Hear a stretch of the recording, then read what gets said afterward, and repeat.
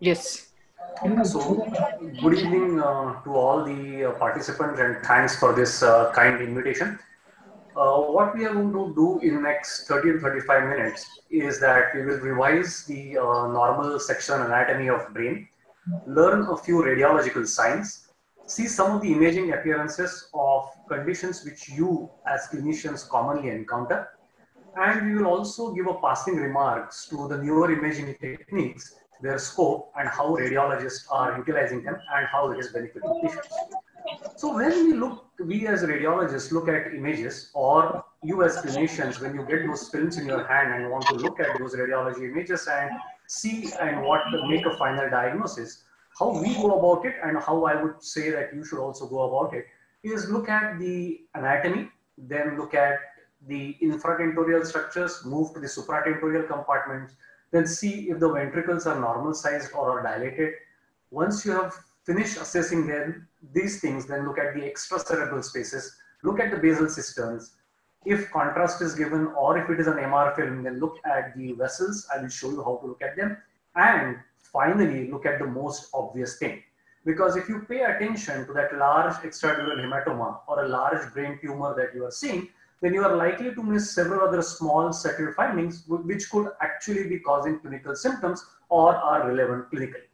So let's begin step by step. We will first see the normal anatomy, how to identify various structures on CT scans and MRI. So on the left side of the screen, you have the CT scan image and the corresponding image of MRI on your right hand side of the screen. So this is the infratentorial compartment that we are looking at. The central rounded structure here is going to be the brainstem. The wings of this central structure, or the back wing appearance as I call it, are the middle cerebellar peduncles which connect the brainstem to the cerebellum. The two foliated structures on either side are going to be the cerebellar hemispheres, and the central structure which has this bipinnate appearance is the cerebellar vermis. Then we look at slightly higher section and we see this structure which has kind of a funny shape or looks like a face of a panda as we call it. This is the midbrain. The two arms of this are the cerebral peduncles. The central dark dot here is the cerebral aqueduct, the commonest area where there is aqueductal stenosis and the resultant supratentorial ventricular dilatation. We also look at some part of the supratentorial structures in this section, that is predominantly the temporal and the occipital lobe. The differentiation of temporal and occipital lobes, I would not dwell into details because it is to be seen in various other sections as well.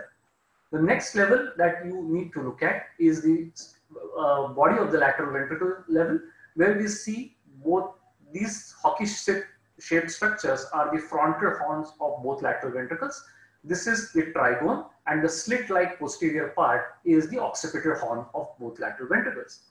The structure which is adjacent to the central dark area, which is the third ventricle, on either side of this third ventricle is the thalamus, and these two structures are the corpus striatum, which are composed of the caudate nucleus, which is seen anteriorly adjacent to the frontal horn of the lateral ventricle, and a triangular structure which is seen posterior and lateral to this, which is the lentiform nucleus. Now, lentiform nucleus, as we know, has two parts, the putamen and the globus pallidus, which we may or may not be able to differentiate on imaging, but the medial part is the globus pallidus, a smaller structure, while the lateral part or a larger structure is the lentiform nucleus or the putamen. Next, we move on to the supraventricular area, and here we see predominantly the frontal and parietal lobes. And the most important thing for clinicians and us radiologists to know is the differentiation between frontal and parietal lobe, and that is because we want to identify where the precentral cortex, which controls the motor areas, and the postcentral cortex, which controls the sensory functions, is located. Now, the sulcus, which is seen here, which is called the central sulcus, differentiates the frontal from parietal lobe. Now, identification of this central sulcus is very important in each and every brain MRI. That is, as I said, because it differentiates the frontal from parietal area. And how we identify this is by knowing that this is the sulcus which is deepest. It has this omega-like appearance, which is due to the hand knob. It also has the cortex, which outlines is anteriorly and posteriorly like any other sulcus, but the anterior cortex is much thicker than the posterior cortex, obviously because the motor functions carry much more weightage in our brain parenchyma. That's why the precentral gyrus cortex is much thicker than the postcentral gyrus cortex, and this is not followed by any other sulcus in the brain. So these 3 or 4 points make you identify the central sulcus separated from any other, or allow you to distinguish the central sulcus from any other sulcus in the brain. Now, if you are doing an MRI, we obviously get other images that are in the sagittal or coronal plane. And what do we look at on this sagittal plane is, first of all, it is important to look at the midline image. That is because these are the structures which are difficult to identify on any other imaging plane except sagittal. So this boomerang shaped structure that we are seeing as a bright area on these T1 weighted images is the corpus callosum. The structure which we see beneath it, not exactly paralleling it, is the fornix. This structure behind it is the massa intermedia of the thalamus, which connects the thalamus on either side. Below that is the midbrain, then the pregnant pons, the medulla, and the upper cervical cord. The other structures are the optic chiasm. The structure which connects the hypothalamus to the pituitary gland is the pituitary stalk and the pituitary gland. Now, these are the structures which are important to look at on midline sagittal images, of course, apart from the cerebellar vermis, which we see very well on this midline sagittal image. The coronal images show you the same structures in a different orientation. That is, we see the optic chiasm, we see the pituitary stalk and the pituitary gland. We are seeing the frontal horns of both lateral ventricles. We see the adjacent caudate head and the lentiform nucleus. Now, the structure which is on either side and is located beneath the large part of the supratentorial brain parenchyma are the temporal lobes, which are separated from the frontal and parietal area by the Sylvian fissures. Now, similar anatomy can be seen on these images as well, but only thing is that the structures which were seen as dark on those earlier images of MR now starts looking bright, while the structures which were seen white now look dark. So it is exactly opposite of what you saw till now. So these are called T2 weighted images, and I will just show you the difference between the T1 and T2. On T1 weighted images, we see the CSF in the ventricle as dark or fluid-like or like water, while the same structure on T2 weighted images looks bright. So whenever an image shows a bright CSF, it is a T2 weighted image, and if it is dark, it is a T1 weighted image. Now, the cortex on T1 weighted images is going to look gray, while the same cortex on T2 weighted image is going to look white. The white matter looks white on T1 weighted images, while it looks dark on T2 weighted images. So it is just the opposite of one another. The best way to identify T1 and T2 weighted images is to look at what is the signal the ventricles are showing. If it is bright signal, it is T2 weighted image. If it is dark signal, it is T1 weighted images. You are going to ask me, if we don't see the ventricles, then how do we identify these images? Then you have to look at the extracerebral CSF spaces and cortical sulci. You will find that the signal intensity here is very similar or to the CSF signal in the ventricles. So if you're not seeing the ventricles, then look at the cortical sulci. If they are bright or white, it is T2. If they are dark, it is T1. If that was T1 and T2, then what is this image? Where we are seeing that the gray matter is looking white like a T2 weighted image. The white matter is looking dark like a T2 weighted image, but the CSF is looking like a T1 weighted image, that is, it is dark. So this is an image which is called a combination of T1 and T2, which is a flare image. That means it is basically a T2 weighted image, but the CSF signal, which is very bright on T2, is suppressed and made to look like a T1 weighted signal.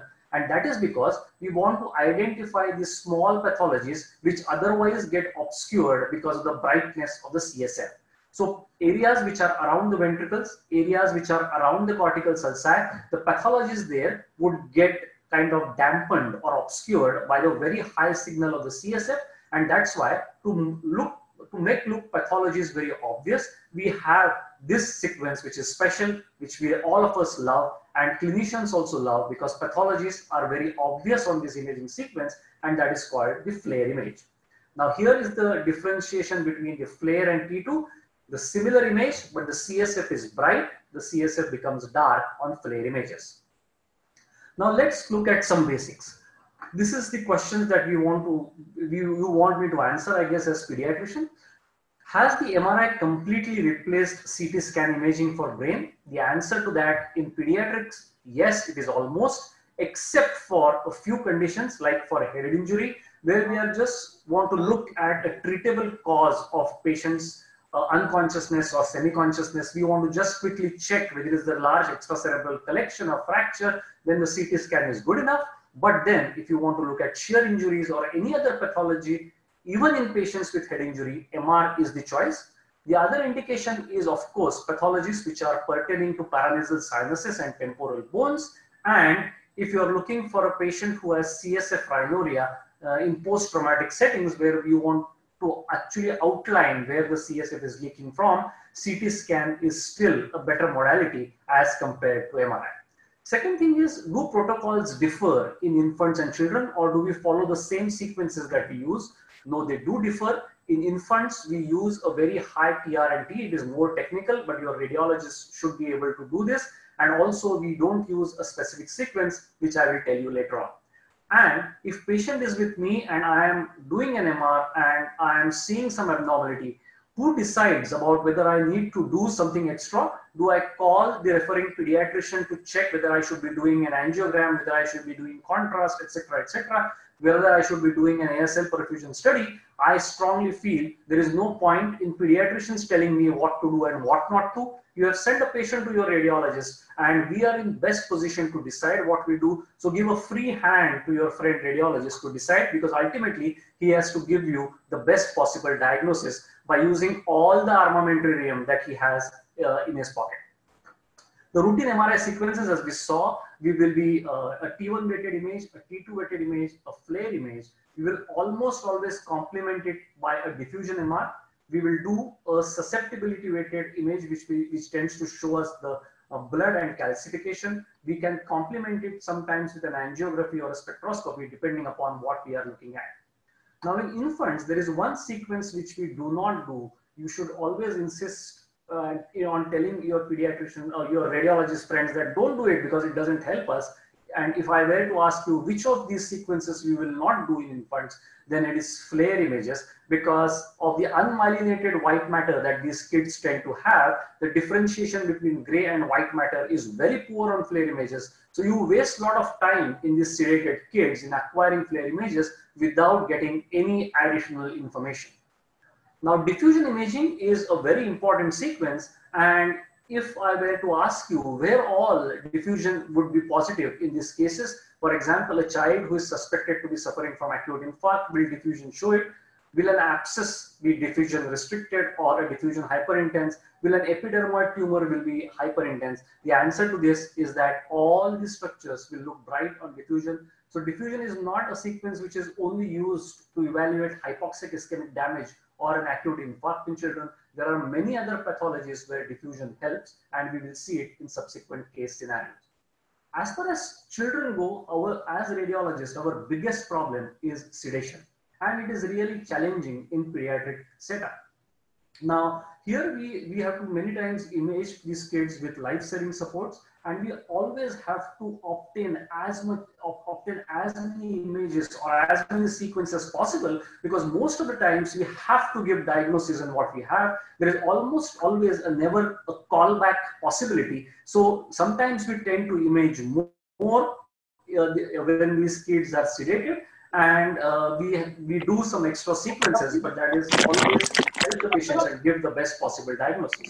To avoid sedation, we at STAR employ this technique, and we have been extremely successful in children who are more than 5 years old in avoiding sedation completely if they are cooperative, by providing them the video of their choice to be seen inside the what we call as in-bore experience. And we almost always been successful. Nearly 97% of kids who are more than 5 years old in avoiding sedation, and that is a very important part of MR imaging. Of course, kids who are less older than that, they cannot understand those videos, and then it is of no use. Now, as we understand, MR is the modality of choice in pediatric imaging. The next big question is the magnet strength important? And the answer is very obvious, it is. It is important basically because you want to image these kids in the shortest possible time if they are sedated. You want to have the higher resolution, you want the speed, you need 3D imaging on most of the occasions, and many times you have to supplement this routine imaging by a lot of newer imaging techniques which are much better on 3 Tesla MRI. Now let's look at the few case scenarios which I want to show you, and we will see a few examples which you see in your day-to-day practice. For example, a child coming with head injury, we see a large extracerebral collection. As I told you, the CT scan is a very good modality to evaluate acute head injury patients, and can we differentiate an acute hematoma from subacute and chronic? Yes, we do. MR is much better, but a hyperdense collection like this is almost always an acute extracerebral collection. If it has this concave margin, it is likely to be in the subdural space as against this convex margin, which is in the extradural space. Now, diffuse hypoxic brain damage is something which is what you are looking at many times as clinicians, and CT scan is not a good modality to look at it unless, of course, the child is grossly having hypoxic brain damage like this, where you do not see any gray white matter differentiation. Both cerebral hemispheres are entirely hypodense, then you do not need MR, but MR is a much sensitive modality to look at the hypoxic ischemic brain damage. As far as infection goes, most common clinical diagnosis of intracranial infection is with meningitis. Is imaging essential? Do you at all want to image these patients with children with meningitis? I don't think so. It is a clinical and a laboratory diagnosis by evaluating the CSF. But if you are doing CT scan or MR, it is more to rule out raised intracranial tension or other complications of meningitis when child is not responding to routine medical treatment. And if we are doing MR and CT, then we have to do it with contrast. And this is what we will see. We will see that there is enhancement of in the cortical sulci or basal cisterns. The basal cistern enhancement is more typically seen with chronic meningitis like tubercular, while the sulcal enhancement in the supratentorial space is more commonly seen with the other bacterial meningitis like pneumococcal or meningococcal meningitis. Apart from the leptomeningeal enhancement, many times we see the dural enhancement as well. So leptomeningitis and pachymeningitis many times go hand in hand. The other cause of such pachymeningeal thickening and enhancement in children many times is because you have sent these children for imaging after you have done the lumbar puncture and caused intracranial hypotension because of that unguarded lumbar puncture. And if that has happened, then this pachymeningeal thickening and enhancement is a common finding in children if the scan is done post lumbar puncture and does not necessarily indicate pachymeningitis. It could be just because of intracranial hypovolemia. Of course, the enhancement in basal cistern and a patient suffering with long-standing headache has hydrocephalus would make us think of tubercular meningitis. We would see such multiple enhancing rounded structures in the basal cisterns, which are going to be tuberculomas, and the basal cistern enhancement is a more irregular nodular basal cistern enhancement is a more typical feature of tubercular meningitis than bacterial. Now, focal brain lesion like this in a patient who has had meningitis and is sick, we see a T2 hyperintense lesion with surrounding edema. We see enhancement which is smooth. The central area is not enhancing at all, but there is one imaging sequence which is going to give you the diagnosis, and that is the diffusion weighted MR images, where the axis is diffusion restricted or is bright on diffusion and dark on ADC map. You sometimes want to know whether it is likely to be a bacterial abscess or a fungal abscess or a tubercle abscess. Radiologists can help you by doing a spectroscopy, and we many times do spectroscopy in these abscesses. And if we identify these peaks of succinate, lactate, and the other amino acids, then it is likely to be a pyogenic abscess rather than tubercular. I will show you a case of tubercular abscess as well. When we have this cortical thickening and signal abnormality, which is predominantly involving the temporal lobes, with lateral temporal lobe affection more prominently seen in medial temporal lobe, with rapid progression over time in this sick kid who also has CSF abnormality. We are obviously thinking about herpes encephalitis. Now, hemorrhage in herpes encephalitis is quite common. We see it all the time. So it is just presence of hemorrhage should not make you think of any other diagnosis just because the lesion is hemorrhagic. Now, this kid has bilateral but asymmetrical predominant affection of thalami. These areas are hyperintense on flare, and they were also diffusion restricted, no enhancement. We see this pattern in flavivirus encephalitis like Japanese bee, but you could also see it in dengue. We have also seen it in H1N1 as well. Now, neurocysticercosis and tuberculoma differentiation is commonly a problem which you encounter with. For example, this is a small area of signal alteration with surrounding edema. How would I know whether this is a tuberculoma or a neurocysticercosis? What we look at is identifying this tiny structure which is eccentrically placed in this nodule, and that is the scolex. Once we see the scolex, we are sure that this is a neurocysticercosis and not a tuberculoma. But in granulomatous stage of neurocysticercosis, tuberculoma and neurocysticercosis could almost look identical, and MR may not be able to differentiate. Of course, in colloid vesicular stage, a high resolution T2 image will show you this eccentrically placed tiny nodule. Once you see this, you are pretty certain that this is going to be cysticercosis. Now, these are the theoretical differentiating points between neurocysticercosis and tuberculoma. As I told you, abscess is not always pyogenic. This is a large 14-year-old girl who came with vomiting and giddiness, subacute story. We see a large lesion in the posterior fossa in right cerebellar hemisphere. We see it to be dark on T2 weighted images, unlike that abscess, which was very bright. We see enhancement, which is very similar to what we saw in the supratentorial abscess. But when we do spectroscopy, unlike those succinate lactate peaks, what we see is a large lipid peak telling us that this is going to be a tubercular abscess. A similar pathology where there is cerebellar swelling, we know in children it is very common. This is viral cerebellitis, and most common cause is post-chickenpox. A patient who is post-infectious and has this extensive gray and white matter affection, which is supra and infratentorial compartment with altered sensorium, we are going to think of ADEM. If you want to see an infarct, diffusion weighted MR image is your best bet. You can complement it by a perfusion scan to see the area which is under threat of infarcting more than what we are obviously seeing. If you see an area of hemorrhage and also an infarct in the same kid, then do think of a vasculitic disease process like moya, where we see supraclinoid ICA occlusion with this puff of smoke appearance that we are seeing because of the extensive leptomeningeal and the basal ganglia collaterals.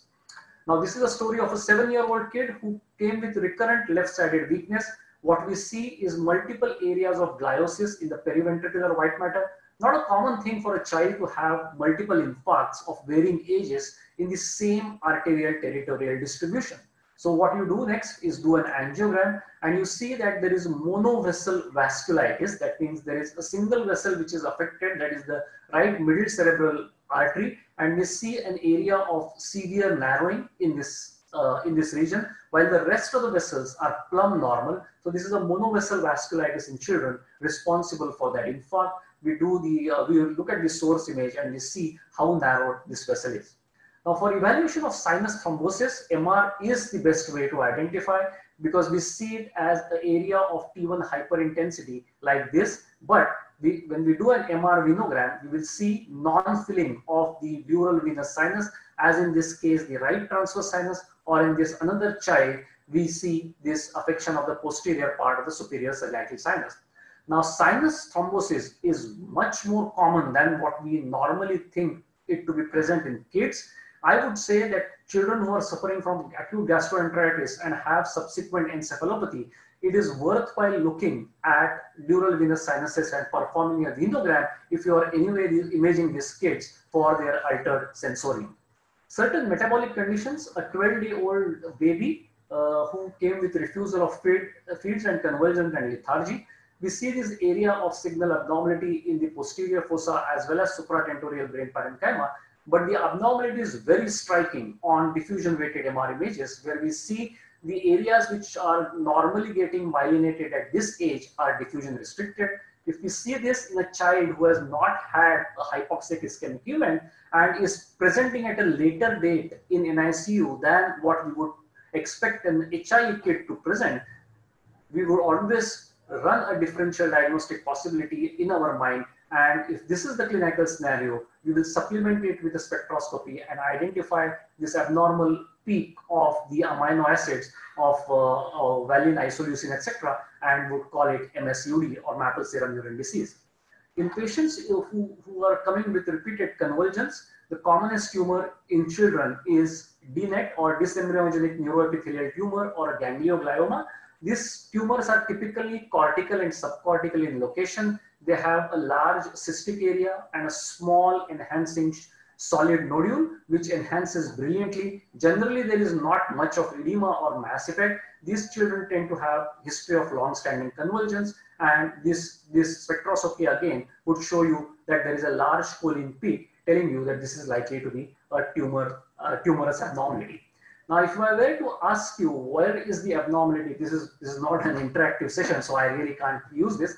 So I will answer those questions as to where is the abnormality, on the left or right side. It is the right cerebral hemisphere, and if you see this area of brain, it is definitely different as compared to the left side. So right cerebral hemisphere focally is looking different. I will show you the same images in different planes, and what we see that there is cortex here is quite thick. The sulcation is different as compared to the contralateral side. So this is an area of focal cortical dysplasia.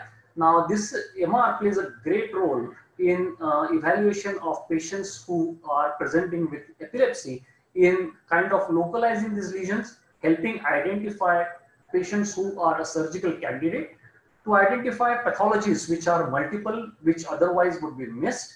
We also help in surgical planning of these kids. I will show you how. MR is very useful for intraoperative navigation and also for post-operative assessment. I guess I have under 5 minutes left. I will try to finish in that, but if my time is up, just let me know.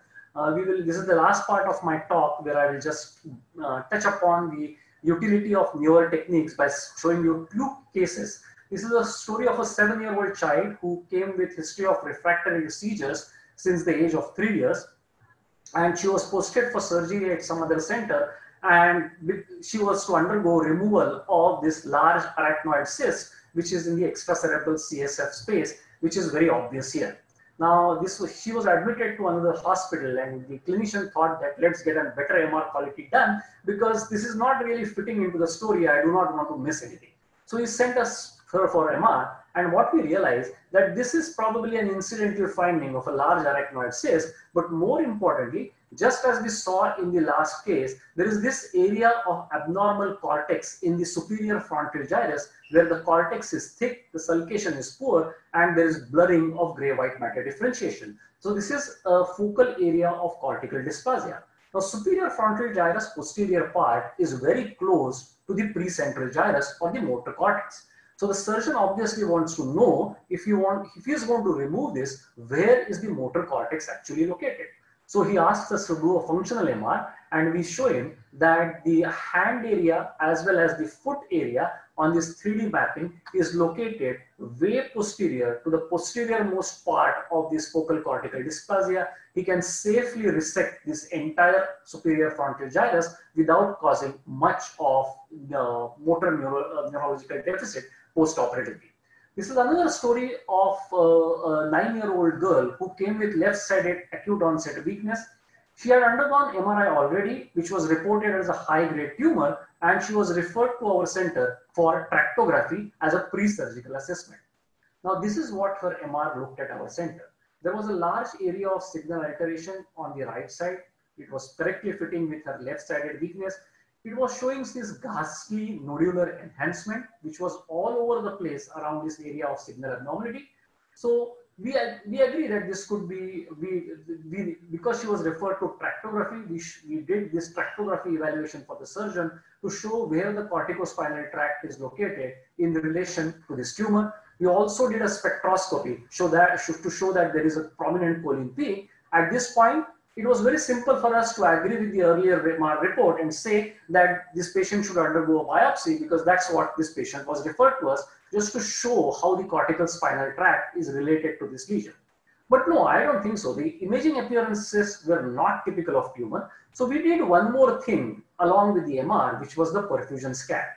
And if this were indeed a ghastly tumor as it appeared on that contrast enhanced scan, then this would have been a very hyper-perfused, or should have had a lot of neurovascular vascular shunting, which was completely absent. This was a cold area as compared to even the contralateral side. That's where it alarmed me. I said, this is unlikely to be a tumor. This is likely to be something which looks like a tumor, and the patient history is quite acute, which is unlikely to be a tumor as well. So I reported this as a tumefactive demyelination. Patient was put on she received 5 doses of methylprednisolone, completely recovered, and was saved of this biopsy. But whether it is 1.5 or 3T or any other imaging that you are using, it is a person behind machine which matters. The interaction between the clinicians, radiologists, and pathologists is the most important part in today's world. And it always leads to better patient care and the outcome, as we see with this case of 1.5-year-old child who had normal birth history, presented with developmental delay, spastic ataxia. She had congenital cataract and had some skin changes. Now, pediatrician sent me this photograph when he sent me the child for MR imaging. So this child obviously has ecthyosis, as we can see from this imaging.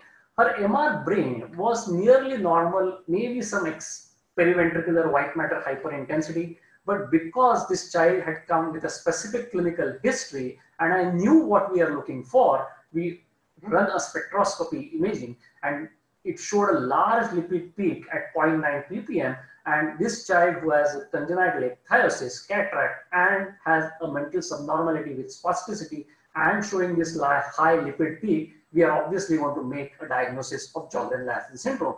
So it is the interaction between the clinicians and radiologists which teaches us many things and makes us make the right diagnosis. So to conclude, cross-sectional imaging is becoming very important in reaching the right diagnosis.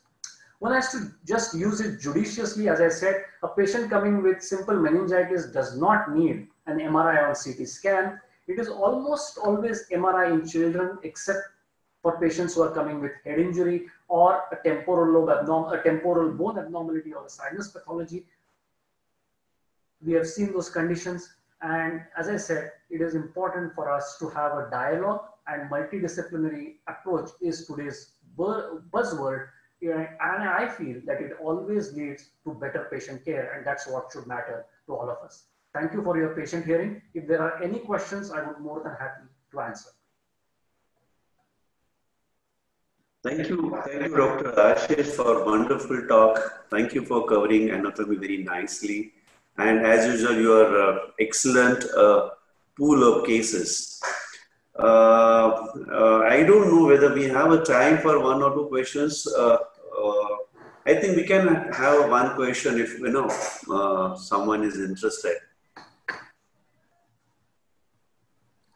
So I would take up that. I just opened. Yeah, there is 1 question coming from which is, what is the epilepsy protocol?